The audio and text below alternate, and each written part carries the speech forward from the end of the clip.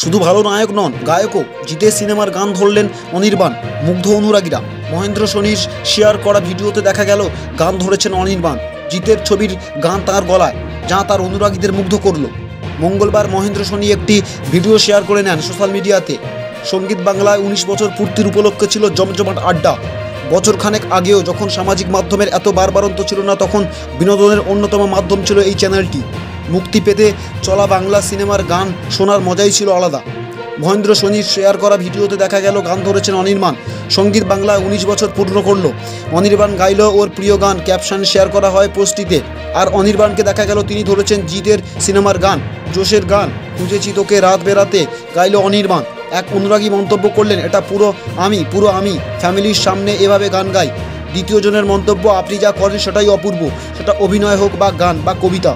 তৃতীয় জনের মন্তব্য, আগে সবাই সারাদিন এটাতেই গান শুনতাম, কিন্তু এখন আর টিভির সামনে বসা হয় না, তবে সেই গানগুলো কিছু কিছু করে এখন ইউটিউবে শোনা হয়।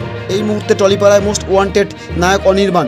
তার ওপর কখনো ক্রাশ খাননি এমন মহিলা খুঁজে পাওয়া যায়। একসময় থিয়েটারের দুনিয়ায় মানুষ ছিলেন তিনি, তারপর টলিউডে পা রাখা 2013 সালে। ঈগলের চোখ, দুর্গা সহায়, ধনঞ্জয়, আলীনগরের গোলকধাঁধা, বিবাহ অভিযান, দ্বিতীয় পুরুষ হিটের সংখ্যা গুনতে বসলে দিন কাবার হয়ে যাবে, সঙ্গে সিরিজ তো আছেই। 2023 সালে পুজোর আগেই খবর এসেছিল অনির্বাণের ব্যক্তিগত জীবনে নাকি ঝড় উঠেছে। 2020 সালে নভেম্বরে প্রেমিক মধুরিমা গোস্বামীর সঙ্গে শৈশাবুত করে বিয়ে করেছিলেন নায়ক। রটেছিল সেই বিয়ে ভাঙারই খবর।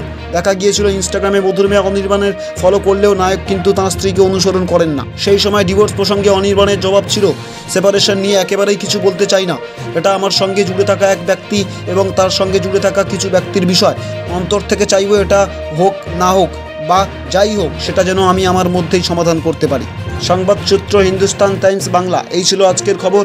আরও বিস্তারিত খবর দেখতে চোখ রাখুন আপনার ঘরের খবর, আপনার পাশের খবর, আপনার খবর চ্যানেল। ধন্যবাদ।